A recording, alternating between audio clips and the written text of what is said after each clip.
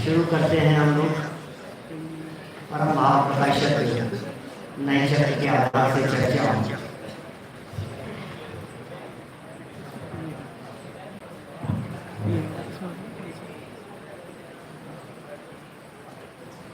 तैयार हैं आप लोग?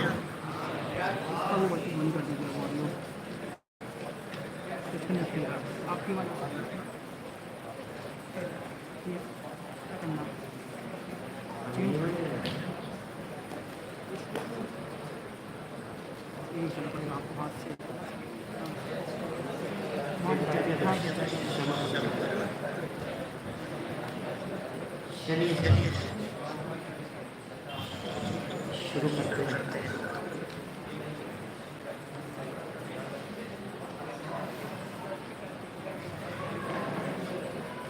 नए चक्र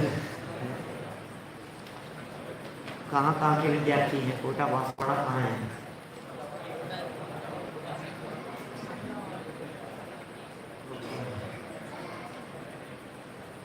चलो नए चक्र में पढ़ा है आप लोगों ने थोड़ा बहुत? चलो शुरू कर रहे हैं हम लोग। नए ज्ञान की आवश्यकता, उपयोगिता, आखिर क्यों पढ़ें हम नए चक्र। ये आपके सामने स्क्रीन पर कुछ दिखाई दे रहा होगा, दिख रहा है कुछ?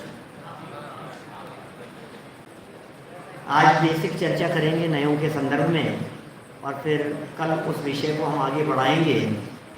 हम विषय को वहाँ तक ले जाएंगे जहाँ निश्चय, व्यवहार, नए, उनके भेद प्रभेद और उनके प्रयोगों की चर्चा होगी। माने ये अपनी पाठ योजना है, समझ लीजिए आप, अपने शिविर के संबंध में।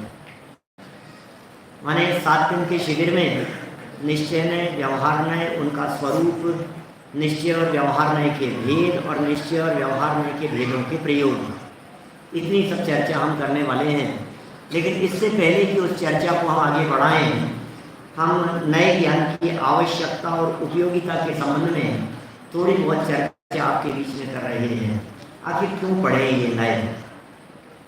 है क्या कुछ नयों को पढ़ने की जरूरत? नहीं पढ़े तो काम नहीं चलेगा। ये क्यों चक्कर चला रहे हो नया? नए चक्कर को नया चक्कर कहते हैं। ये क्यों ऐसा चक्कर चलाया है? हम नहीं पढ़े, कुछ है उपयोगिता? इसका जवाब दिया है, शास्त्रों का अर्थ समझने के लिए जरूरत है इसकी। ये जवाब है। माने यदि हम शास्त्रों का अर्थ समझना चाहते हैं, यदि हम जनवाणी का मर्म जानना चाहते हैं, यदि हम जनवाणी की गहराई में उतरना चाहते हैं, समय सारादि ग्रंथों के भाव को यदि समझना चाहते हैं, तो फिर हमें नयों को जानना ही पड़ेगा। इसके अंतर्गत 2 बातें यहाँ कही। संपूर्ण जिनागम नयों की भाषा में निबद्ध है। जिनागम की भाषा कौन सी है? लिख रहे हैं दादा के परम भाव प्रकाशक नए चक्र की पंक्ति है, संपूर्ण जिनागम नयों की भाषा में निबद्ध है। इसका मतलब जिनागम की भाषा प्राकृत नहीं है, जिनागम की भाषा संस्कृत नहीं है, शौर सेनी नहीं है। जिनागम की भाषा नय है, क्योंकि पूरा ही जिनागम नयों की भाषा में लिखा गया है। जिस व्यक्ति को नए समझ में आते हैं वो जिनागम को पढ़ सकता है, और जिसे नए नहीं आते वो जिनागम को नहीं पढ़ पाएगा, समझ नहीं पाएगा, मर्म नहीं समझ पाएगा। ये कौन सी भाषा होती है भाई साहब? ये नए वाली कौन सी भाषा है? नयों की भाषा ये कौन सी लैंग्वेज है? कहाँ चलती है? क्या नॉर्थ इंडिया में चलती है कि साउथ इंडिया की कोई लैंग्वेज है? तमिलनाडु में चलती है कि कर्नाटक में? भारत में ही चलती है कि बाहर विदेशों में चलती है? ये वो लैंग्वेज है जिस लैंग्वेज का भाव यदि समझा नहीं हमने, तो हमें वो मर्म समझ में नहीं आएगा जो जनवाणी माँ कहना चाहती है। माँ है ना जनवाणी। इस बात को समझाने के लिए हमेशा वो बच्चे का एग्जाम्पल देते हैं। एक छोटा बच्चा देरी से घर पर आया, अजय जी, जो बच्चा देरी से घर पर आया और माँ ने डांट दिया उसको, देरी से कहाँ चला गया था, चले जा वापस। बच्चा क्या कहता है? माँ गलती हो गई, अब नहीं जाऊंगा, पिक्चर देखने चला गया था, 6 से 9 वाला शो। जा तो और देखे ना, एक शो और देखा था, अभी तो 9 से 12 भी चलता है। जब माँ ये कह रही है तो बच्चा क्या समझता है? माँ बहुत खुश है।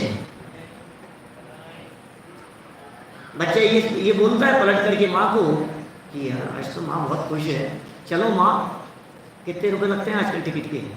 200 रुपये और दे दो। 150? लाओ माँ 150 रुपये और दे दो, 100 और दे गया, आज आप बहुत खुश हो। नहीं होता ना ऐसा। माँ कह रही है चले जाओ और बच्चा ये कहता है कि अब नहीं जाऊंगा। दुनिया की कौन सी डिक्शनरी में चले जा इसका अर्थ ये मिलेगा कि आगे से मत जाना? बोलो, चले जा का अर्थ ये होता है आगे से मत जाना। लेकिन बच्चा तो यही समझ रहा है, क्योंकि बच्चा जानता है माँ की कथन करने की स्टाइल क्या है। हर माँ की कथन करने की अलग अलग स्टाइल होती है। कोई माँ प्यार से बोलती है, कोई डांट के बोलती है, कोई उल्टा बोल करके समझाती है, कोई चांटे से समझाती है। सब माँ अलग अलग स्टाइल में समझाती है ना। तो ऐसे ही ये जिनवाणी जो माँ है, इस माँ की जो भाषा है वो बच्चा बराबर समझता है। और जब तक हम नए नहीं पढ़ेंगे तब तक हम जिनागम के मर्म को नहीं जान पाएंगे। देखिए यही बात दूसरे वाक्य में लिखी, नयों को समझे बिना जिनागम का मर्म जान पाना तो बहुत दूर, उसमें प्रवेश भी संभव नहीं है। प्रवेश भी नहीं हो सकता जिनागम में। और धवला की एक गाथा प्रस्तुत की है, नत्ति नये ही विहुणम सुत्तम अथो व जनवर मदमही तो नए वाले नहीं नाम उन्हें सिद्धंतियाँ होती। आपकी नई चक्र पुस्तक में पहले ही पेज पर मंगलाचरण के बाद में ये गाथा लिखी हुई है। नत्थी माने नहीं है, नए ही विहूणम, नए ज्ञान के बिना, सूत्रम अर्थो, सूत्र और अर्थ। सूत्र और अर्थ क्या होता है? बोलो भाई, सूत्र और अर्थ क्या होता है? अमन, सूत्र माने गाथा और अर्थ माने टीका। तो मूल गाथाएं और उसकी व्याख्याएं, टीकाएं, ये कुछ भी नहीं है इस जिनागम में। नत्थी नए ही विहुणम सूत्रम अर्थो जिन वर मद में ही। तो नयवादे निगुणम ऋणो सिद्धांतियां होती। इसलिए नयवाद के जो ज्ञाता मुनिराज हैं वे सिद्धांत के ज्ञाता समझना चाहिए। अर्थ भी लिख दिया नीचे धवला की इसी पंक्ति का। अब ये शिष्य ये कहता है, पंडित जी साहब हमें तो सम्यक दर्शन चाहिए है, हमें कोई शास्त्र वास्त्र का मतलब नहीं है, हमें कोई पंडिताई नहीं करनी है, सीधे सीधी सी बात बतलाओ, सम्यक दर्शन हो सकता है क्या? पर सम्यक दर्शन तो लगता नहीं है, आप तो पंडिताई की बातें कर रहे हो। जनवाणी को समझो, समझाओ, पढ़ो, पढ़ाओ, और ये बातें हम लोगों के लिए थोड़ी ना है, ये बातें हमारे लिए नहीं है, ये बातें पंडितों के लिए, विद्वानों के लिए है। इसलिए हमें तो इस नए के चक्कर से दूर करो, हमें पढ़ने की जरूरत नहीं है। भैया तुम्हें सम्यक दर्शन चाहिए ना, तो समझ लो सम्यक दर्शन की प्राप्ति नयों के बिना नहीं हो सकती। एक और गाथा आपको पहले नंबर पेज पर ही प्रस्तुत की है। जे नई दिट्ठी विहीना ताण है वत्तु सहाव उपलब्धि, और वत्तु सहाव विहुणा सम्मत दिट्ठी कहां होती। क्या गजब की बात है भाई। जो नए दृष्टि से रहित हैं उन्हें वस्तु स्वभाव का ज्ञान नहीं हो सकता, और वस्तु स्वरूप का को जाने बिना सम्यक दर्शन कैसे हो सकता है? माने वस्तु स्वरूप को जाने बिना सम्यक दर्शन की प्राप्ति नहीं हो सकती है। देखिए कुछ आवाज इसमें रिपीट आ रही है। नए के लिए दृष्टि शब्द का प्रयोग किया है। माइल धवल स्वामी का कोटेशन था जिसमें नए के लिए दृष्टि शब्द का प्रयोग किया। नए दिट्ठी दृष्टि, और नए दृष्टि नहीं है, इसका अर्थ क्या हुआ कि अंधे हैं। भाई जिसके पास में दृष्टि नहीं है इसका मतलब क्या होगा? जिसके पास में दृष्टि नहीं है इसका मतलब वो अंधा है। नए के लिए दृष्टि शब्द का प्रयोग किया है, बहुत महत्वपूर्ण शब्द है। यदि नए दृष्टि नहीं है तो आप समझ लीजिए आप देख नहीं पाएंगे जिनागम को। इसका मतलब जिनागम को देखने वाली आंखें यदि कोई है तो वो है नए।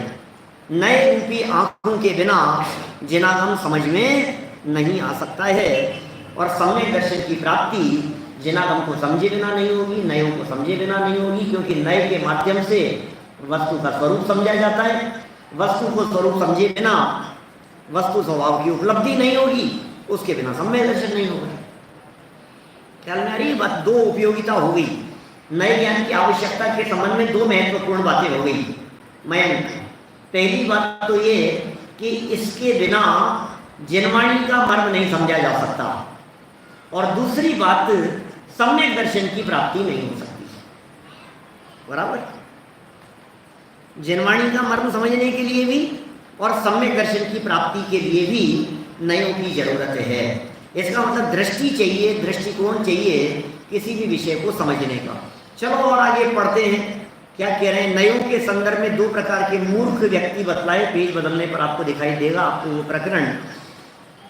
पहले प्रकार के मूर्ख कौन? नया चक्कर कह करके पुकारता है। अरे नया चक्कर क्या नया चक्कर चला दिया आपने। ये नयों के नाम पर समाज में पहले तो कोई झगड़े थे नहीं, और तुमने नयों के नाम पर ये नया चक्कर चला दिया, और तब से समाज में निश्चय व्यवहार के नाम पर झगड़े खड़े हो गए। ऐसा कहकर के वो मजाक बनाता है, पढ़ने का ही निषेध करता है। वो कहता है हमें नयों के चक्कर में मत उलझाओ, यदि हम नयों के चक्कर में उलझेंगे तो जबरदस्ती विवाद में पड़ जाएंगे। ये पहला मूर्ख व्यक्ति है।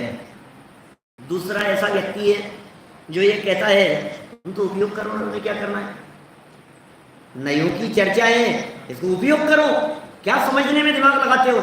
निश्चय व्यवहार यदवा तदवा प्रयोग करता है। ये ऐसा दूसरे प्रकार का मूर्ख व्यक्ति है। दोनों ही खतरनाक हैं।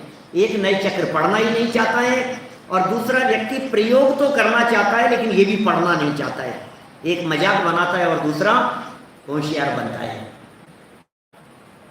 इन्हें पुरुषार्थ सिद्धि उपाय की उस पंक्ति की तरफ ध्यान देना चाहिए जिसमें लिखा है अत्यंत निश्चित धारम दुरासदम जिनवरस्य नय चक्रम। जिनेंद्र भगवान के द्वारा चलाया गया बतलाया गया ये नय चक्र अत्यंत तीक्ष्ण धार वाली तलवार के समान है। और टोडरमल जी साहब ने व्याख्या करते हुए लिखा है जो कोई भी मूढ़ व्यक्ति बिना समझे उसमें प्रवेश करने का प्रयास करेगा वो लाभ के बदले हानि उठाएगा। ये वाक्य लिखे बिल्कुल ऐसे ही आपके नेक्स्ट पेज पर, माने लाभ के बदले हानि उठाएगा वो। और उसके आगे वाले पेज पर, राइट साइड वाले पेज पर ऊपर लिखा होगा भैया जैसे तीक्ष्ण धार वाला कोई औजार हो, हथियार हो, चाकू हो, ब्लेड हो, ऐसी कोई चीज हो, नुकीली पहनी चीज, और 2 साल का बच्चा उससे खेलने का प्रयास करे, कैंची है हाथ में, तो लहूलुहान हो जाएगा। तो क्या करना पड़ेगा, उस बच्चे को कुछ समय बड़ा होकर सीखना पड़ेगा कि चाकू का प्रयोग कैसे किया जाता है, कैंची का प्रयोग कैसे किया जाता है। योग्य गुरु के निर्देशन में सीखना पड़ेगा। इसके लिए पुरुषार्थ सिद्धि उपाय का ही 4 नंबर का श्लोक प्रस्तुत किया है, गुरुवो भवन्ति शरणम प्रबुद्ध नय चक्र संचारा। और गुरु कौन है, गुरु की भी व्याख्या वहां की है, मुख्योपचार विवरण निरस्त दुस्तर विनय दुर्बोधा व्यवहार निश्चय ज्ञा प्रवृत्ति अंत्य जगति तीर्थम। माने योग्य गुरु ही शरणभूत है। यदि आप योग्य गुरु की शरण नहीं लेंगे तो आप उसमें कुशलता प्राप्त नहीं कर पाएंगे। लेकिन योग्य गुरु कौन, 3 लक्षण है गुरु के, ध्यान रखना। जो बातें बतलाई जा रही है, परीक्षा होगी ना अंतिम दिन, गुरु के 3 लक्षण कौन कौन से, मुख्य और उपचार के विवरण से शिष्यों के अज्ञान अंधकार को दूर करने वाले। शॉर्ट में लिखना हो पॉइंट तो शिष्यों के अज्ञान को दूर करने वाले हों। टोडरमल जी की स्टाइल में यदि मैं ये बात कहूं तो मैं ये कह सकता हूं कि श्रोताओं के प्रश्नों की बौछार सहने की सामर्थ्य रखता हूं। सामने से श्रोता है, शिष्य हैं, कोई भी प्रश्न करेंगे जवाब तो आता हो, ऐसा तो नहीं हो अरे न सही सारे जनागम के जवाब, न सही चारों अनुयोगों के जवाब, लेकिन जिस विषय को आप पढ़ रहे हैं, पढ़ा रहे हैं, कम से कम उस टॉपिक के संबंध में तो सर्वांगीण ज्ञान होना चाहिए। अदरवाइज आप कैसे पढ़ा पाएंगे। सुदीप जी मैंने कह दिया, पहला पॉइंट कहा शिष्यों के अज्ञान अंधकार को दूर करने वाला होना चाहिए। नंबर 2, निश्चय व्यवहार का ज्ञाता होना चाहिए। मुख्योपचार विवरण निरस्त दुस्तर विनय दुर्बोधा व्यवहार निश्चय ज्ञान, 2 पॉइंट हो गए यहां तक। और तीसरा पॉइंट कहते हैं प्रवर्तयन्ते जगति तीर्थम, जो जगत में धर्म तीर्थ का प्रवर्तन करने वाले हों। हमारे भीतरागी गुरुओं के लिए ये बात कही है, ऐसे योग्य गुरु ही शरण होते हैं।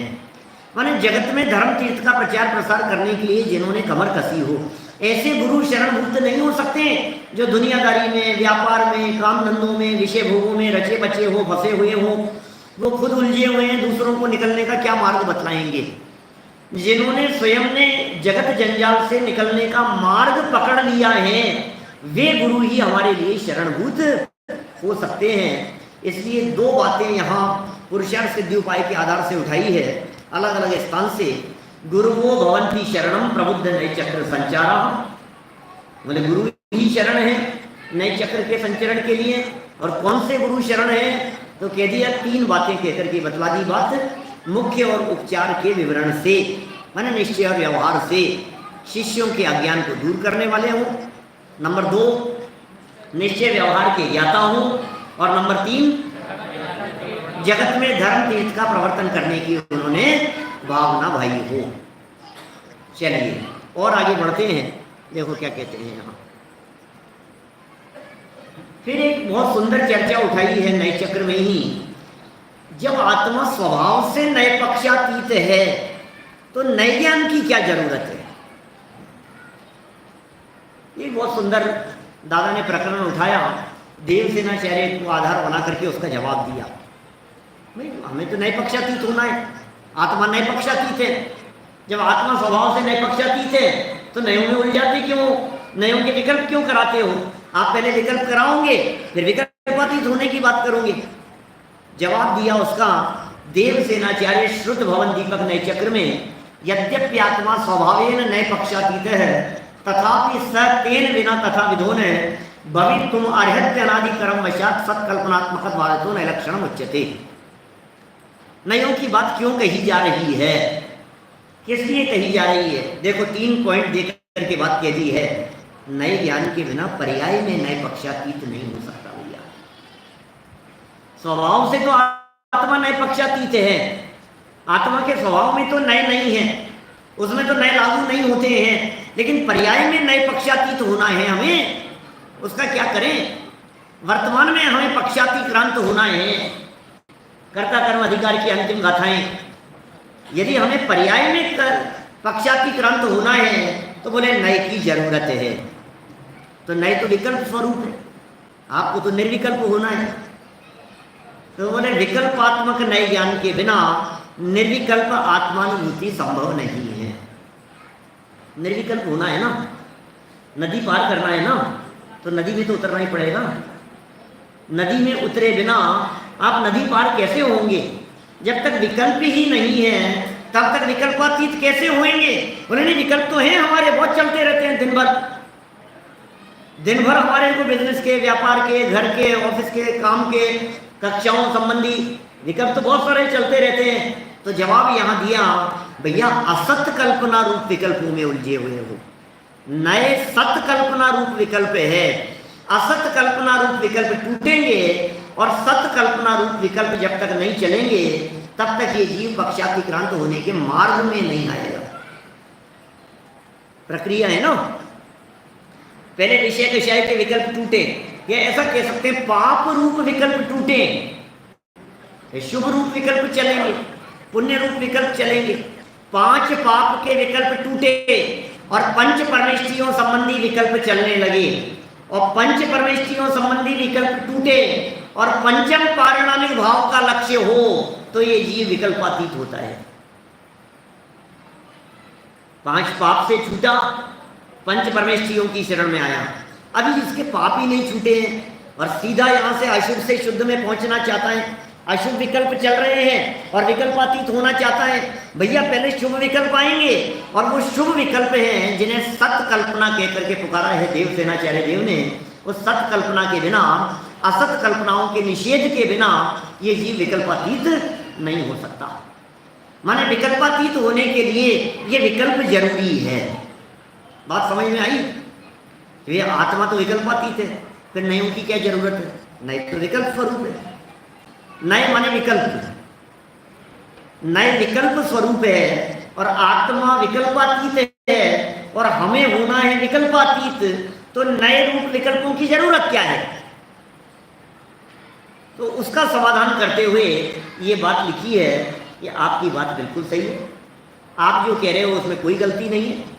यद्यपि आत्मा विकल्पातीत है, यद्यपि आत्मा नयातीत है, लेकिन नए ज्ञान के बिना नयातीत नहीं हो सकता। क्या कहा? यद्यपि नयातीत है लेकिन नए ज्ञान के बिना नयातीत होने में समर्थ नहीं है। एक है स्वभाव से नयातीत, दूसरा है पर्याय में नयातीत। स्वभाव से तो सभी मुक्त हैं, लेकिन पर्याय में मुक्त होना है या नहीं?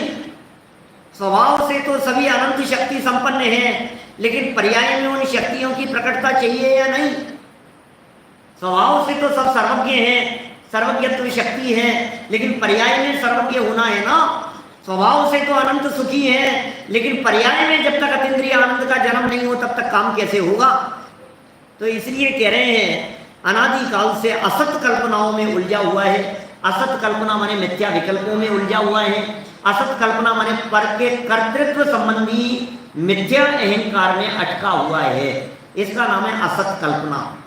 क्या होता है असत कल्पना? 2 शब्द आए ना यहाँ, असत कल्पनाओं में उलझा है और सत कल्पना की चर्चा करना है। क्या होता है असत कल्पना? बोलो, कौन बोलेगा? असत कल्पना क्या चीज है?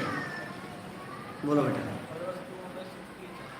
पर वस्तुओं में सुख की चाह या पंचेंद्रिय विषय भोगों में उलझे रहना या 5 पापों में उलझे रहना, इनके जो भी विकल्प हैं वो सब असत। असत माने सत माने वस्तु का स्वरूप, सत द्रव्य लक्षणम, और जो सत वस्तु का स्वरूप है उससे विपरीत जो भी हो वो है असत। असत कल्पना माने वस्तु स्वरूप के विपरीत जितनी भी बातें हमारे दिमाग में उठती हैं वे सब असत कल्पनाएं हैं। और नयों के माध्यम से सत कल्पना माने सम्यक वस्तु के स्वरूप को जानने में उपयोग को लगाना है। ये सत कल्पना, सम्यक वस्तु के स्वरूप को नयों के माध्यम से समझेंगे और फिर नयों का विकल्प तोड़कर नयातीत हो जाएंगे। ये करने योग्यता है। तो इस तरह से भले ही आत्मा नए पक्षातीत हो, लेकिन पर्याय में नए पक्षातीत होने की जरूरत है। फिर नए चक्र पढ़ने की प्रेरणा दे रहे हैं। पुरानी पुस्तकों में तो 22 नंबर पेज था नए चक्र में, अभी नई पुस्तकों में कितना नंबर पेज है मुझे ध्यान नहीं, 4 नंबर पेज। जय उत्तरेन्दुम अन्नाड़ महो वहिम सुलीलाए ताणादुम गुणमयिम नैचक्के दुणयति निर्मातंडे। बड़ी सरल गाथा है, इस आप कुछ भी कहो, ये भले ही नयों के माध्यम से नए पक्षातीत होने की बात कह रहे हो आप, लेकिन क्या सभी लोग नए पढ़ते ही हैं क्या? नए बिना पढ़े काम नहीं चलता है क्या? जो लोग नए नहीं पढ़ते होंगे क्या उनको सम्यक दर्शन नहीं होता होगा? नरक में भी नारकियों को सम्यक दर्शन होता है, स्वयंभू रमण समुद्र में भी असंख्यात तिर्यंश सम्यक दृष्टि है, भोग भूमि में तिर्यंश सम्यक दृष्टि है। वहाँ कौन पढ़ाता है नए चक्र? भाई साहब आप जाते हो क्या नरक में पढ़ाने? कौन पढ़ाता है? तिर्यंशों को कौन पढ़ाता है? नरक में जाके नए चक्र कौन समझाएगा? अब नरक के नारकियों को यदि सम्यक दर्शन हो जाता है, बिना नयों को पढ़े हुए हो जाता है, तो फिर भी हमें उलझा रहे हो। सुनो भाई, नयों को पढ़ करके सम्यक दर्शन की प्राप्ति अत्यंत सरल हो जाती है। वैसे दादा ने तो आगे चल करके जब ये चैप्टर खत्म किया ना, वेद प्रभेद जहाँ प्रारंभ किए हैं, उसके पहले दादा ने बहुत सुंदर प्रकरण दिया इसी संबंध में। पुरानी पुस्तकों में 68 नंबर पेज था, 67 68 नंबर पेज, वैसा पेज नंबर बदल गए इनमें। उस पर इतना सुंदर प्रकरण दिया उन्होंने कि चलो ठीक है कोई बात नहीं, तुम्हें नए यदि नहीं पढ़ने हैं मत पढ़ो, नहीं पढ़ने हैं तुम्हारे को नए, बिना नयों के तुम्हें सम्यक दर्शन करना है ना, ठीक है कर लो, कर लो कोई बात नहीं, बिना नयों के करो।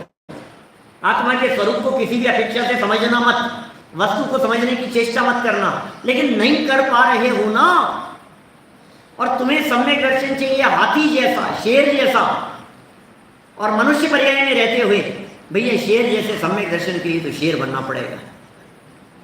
हाथी जैसा सम्यक दर्शन चाहिए तो हाथी जैसा बनना पड़ेगा कि नहीं नहीं मनुष्यों के अंदर हमें तो वो शिवभूति मुनिराज जैसा चाहिए।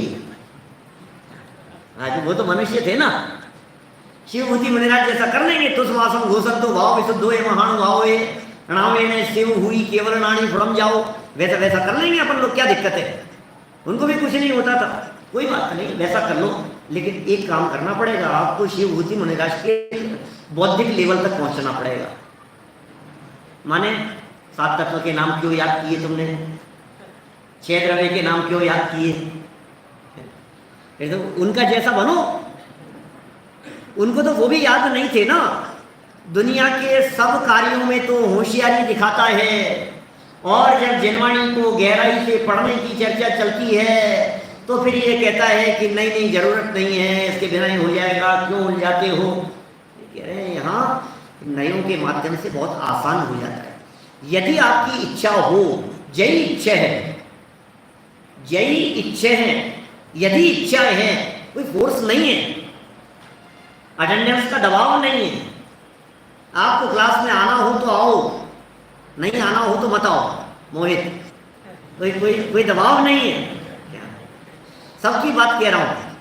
माने यही इच्छा, यदि इच्छा है उत्तरिदुम, पार होने की इच्छा है, किससे? अन्नाण महो वहिम, अज्ञान रूपी महाउवहिम महाउदधि महोदधि अज्ञान रूपी महासमुद्र से यदि पार होने की इच्छा है, कि मजाक का काम है, समुद्र से पार होने की इच्छा है, इच्छा तो हो लेकिन समुद्र कोई पार होता है क्या? समुद्र कोई पार कर सकता है क्या? मजाक का काम है, कोई भी व्यक्ति समुद्र पार कर लेगा। को आतरी तुमर मम्मु निधिम भुजाभ्याम, कौन ऐसा होगा शक्तिशाली? कल्पांत काल पवनोद्दत नक्र चक्रम, कौन कौन होगा ऐसा? धवल सेठ ने धक्का दिया था श्रीपाल को और उसने समुद्र पार कर लिया था तैर करके, लेकिन बीच समुद्र में सबके बस की बात नहीं है। वो तो चरम शरीरी थे, तद्भव मोक्षगामी थे, उसी भाव से मोक्ष चले गए, वज्र विषय नाराज सेनन वाले थे। ये सबके बस की बात नहीं है, लेकिन कह रहे हैं सुधीला है, क्या बात कर रहे हो, इतना कठिन काम और ऐसे चुटकियां दबा बजाती हो जाएगा, ताली बजाने जितने काल में हो जाएगा, मजाक मजाक में हो जाएगा, खेल खेल में हो जाएगा कि हाँ हो जाएगा, तो क्या करना पड़ेगा कि ताण आदुम कुणे महिम, जानने में लगाओ, नादुम जानने में, उन्हें लगाना चाहिए, महिम मति को नए चक्र के जानने में। यदि आप ये चाहते हो कि आपके लिए जनागम सरल हो जाए, यदि आप ये चाहते हो कि आपके लिए समय सार पढ़ना सरल हो जाए, यदि आप ये चाहते हो कि जनागम का मर्म समझना आपके लिए आसान हो जाए, सरल हो जाए, तो कह रहे हैं नए चक्र को जानने में अपनी बुद्धि को लगाओ। क्या होगा और कैसा है ये नए चक्र? दुणय तिमिर मत्तंडे, दुर्नय तिमिर अंधकार, दुर्नय रूपी अंधकार के लिए मारतंड के समान है। मारतंड क्या होता है? सूर्य के समान। माने अज्ञान अंधकार को दूर करने के लिए ये सूर्य के समान नए चक्र को जानने में अपनी बुद्धि को लगाओ। दुर्नय रूपी अंधकार के लिए, दुर्नय रूपी अंधकार के लिए मारतंड के समान अपनी बुद्धि का प्रयोग करना चाहिए। कठिन तो नहीं है बात, ये साहब पीछे पड़ गए आप तो, हमें नए चक्र नहीं पढ़ना है। पहले हमने कहा हमें नहीं पढ़ना है, तो आपने कहा इसके बिना शास्त्र समझ में नहीं आएंगे, हमने कहा हमें पंडिताई नहीं करनी है, तो आपने कह दिया सम्यक दर्शन तो ठीक है, हाँ तो इसके बिना सम्यक दर्शन नहीं होगा। फिर हमने कहा सम्यक दर्शन तो इसके बिना भी कर लेंगे, फिर आप फिर पीछे पढ़ने लग गए। हमने कहा नए पक्षातीत है आत्मा, बोले नहीं नए पक्षातीत के लिए भी आपको नए पढ़ना जरूरी है।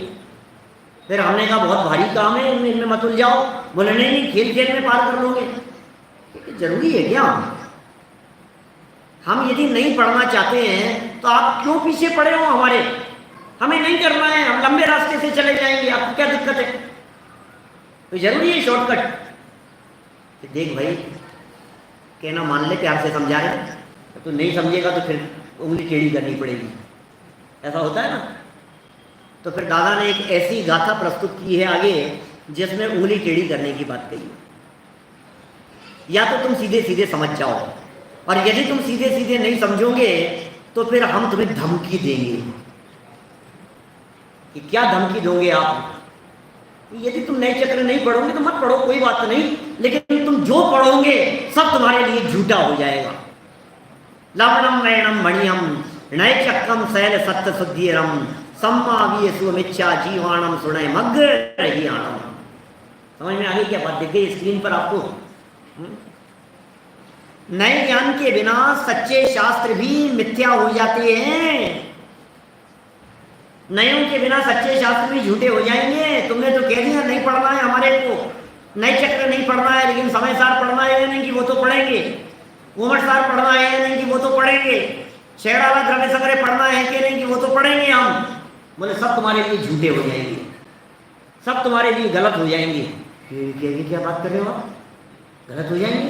अब इसकी बत्ती जलती है थोड़ी सी, तो कुछ नहीं पढ़ पाएगा। मैंने सीधे सीधे पढ़ने की प्रेरणा दे रहे थे तो पढ़ नहीं रहा था, समझ नहीं रहा था।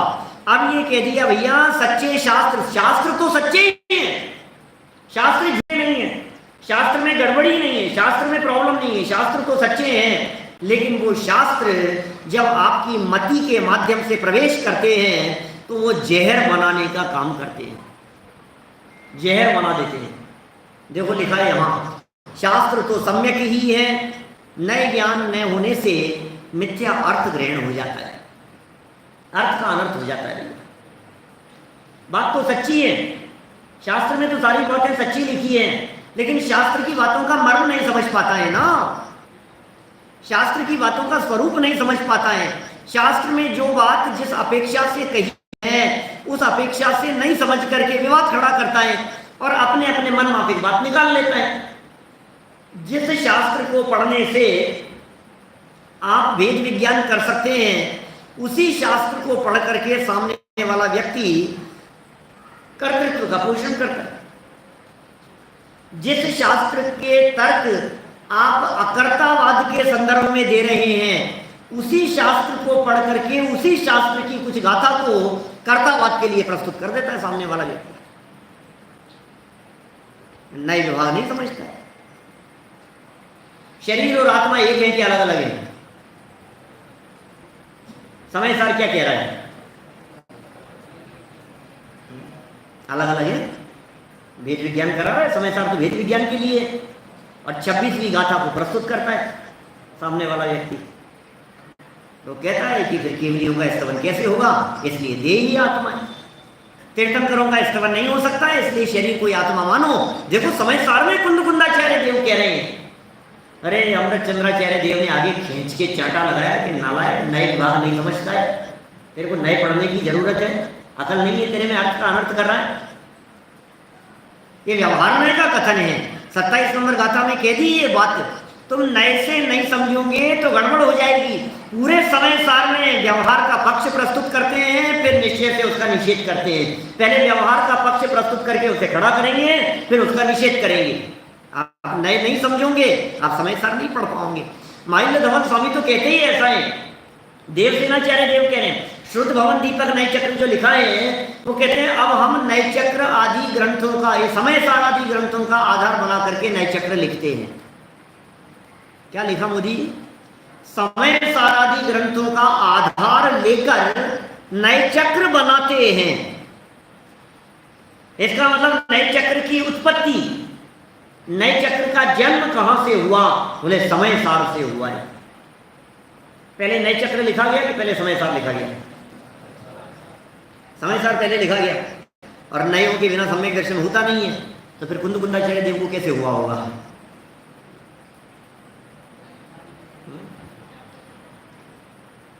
लिपिबद्ध भले ही नहीं हो, ऐसा थोड़ी नहीं कि कौन सा नए चक्र पढ़ेंगे। माइल्य धवन वाला पढ़ा था उन्होंने कि ये दादा वाला पढ़ा था? परम भाव प्रकाश नए चक्र पढ़ा था। क्या बात कर रहे हो आप?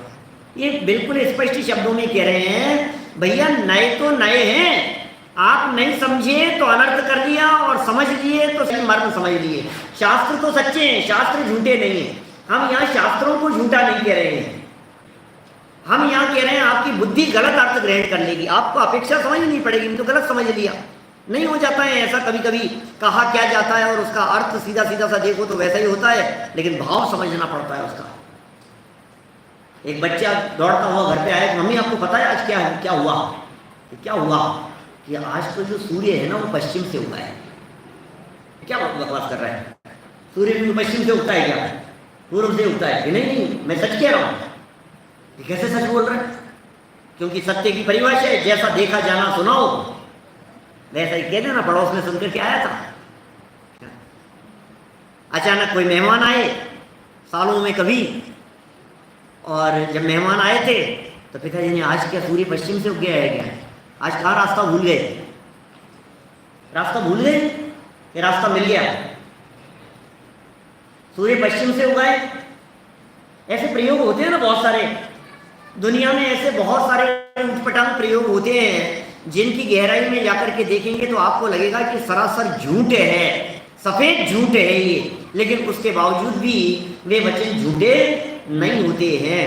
इसी तरह से ये कह रहे हैं, शास्त्र में जो वचन है उन वचनों को अपेक्षा से समझना पड़ेगा, नहीं तो निश्चयाभास हो जाएगा, व्यवहाराभास हो जाएगा, उभयाभास हो जाएगा। 7वां अध्याय। निश्चयवासी, व्यवहारावासी, उभयावासी का प्रसंग खड़ा होगा। और एग्जाम्पल दिया है, जैसे नमक समस्त व्यंजनों को शुद्ध स्वादिष्ट कर देता है, वैसे ही नए सभी शास्त्रों को शुद्ध कर देता है। बहुत उपयोगी है। लवणम व इणम बढ़ियम, लवणम व इणम माने समान, बढ़ियम कहा गया है नय चक्रम, नय चक्र को। सयल सत्य शुद्धियरम, सयल माने सकल, सत्य शास्त्र, शुद्धियरम शुद्धि करने वाला, सयल सत्य शुद्धियरम समस्त शास्त्रों को शुद्ध करने वाला कहा गया है। सम्मावीय स्व, स्व मतलब श्रुत, सम्मा सच्चे, सम्मावीय स्व मिथ्या, सच्चे शास्त्र भी मिथ्या हो जाएंगे। जीवाणम सुनय मग्न रही आनम, सुनय के मार्ग से रहित जीवों के लिए सच्चे शास्त्र भी झूठे हो जाते हैं। ध्यान रखना, एक महत्वपूर्ण बात कहता हूं, जब इतनी उपयोगिता इतने प्रकार से बतला दी गई, 5-7 पेजों में, 7-8 पेज हो गए होंगे मेरे ख्याल से, कितने हो गए? 4 ही हुए हैं। जब 4 पेजों में इतनी बात विस्तार से बतला दी तो शिष्य के दिमाग में बिल्कुल सेट हो गई बात। ठीक है, ओके, नए चक्र इतना उपयोगी है, ठीक है, अब हम नए चक्र ही पढ़ेंगे। अरे भाई, लवणम नयनम कह दिया, समझ में आई क्या बात है? क्या कह रहे हैं?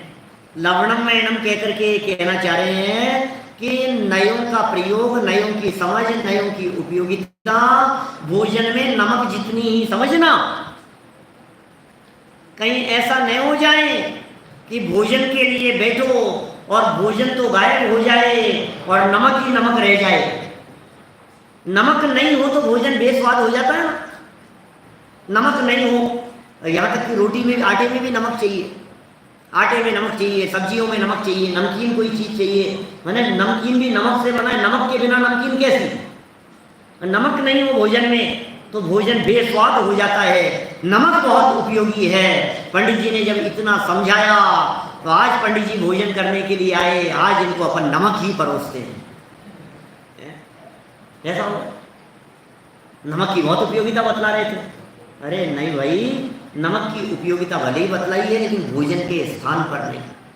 हमें नए चक्र की उपयोगिता को तो समझना है, लेकिन नए चक्र की उपयोगिता को इतना ही समझना है कि जिसके माध्यम से हम आगम के, अध्यात्म के रहस्यों को समझ सकें, बस इससे ज्यादा नहीं। कहीं ऐसा नहीं हो जाए कि आप अन्य ग्रंथों को पढ़ना छोड़ करके अकेले नए चक्र के ही पढ़ने में अपने उपयोग और अपनी बुद्धि को लगाते रहें। इसलिए नए चक्र को पढ़ना, लेकिन जिनागम को पढ़ने के लिए नए चक्र को पढ़ना। इस तरह से ये उपयोगिता तक की चर्चा आज अपन ने यहाँ पूरी की है। अब आगे ये कह रहे हैं नए कहते किसे हैं, नयों के भेद प्रभेद कितने हैं, नयों का स्वरूप किस प्रकार का है, ये सब चर्चाएं अपन कल यथा समय करेंगे। आज की बात को यही विराम।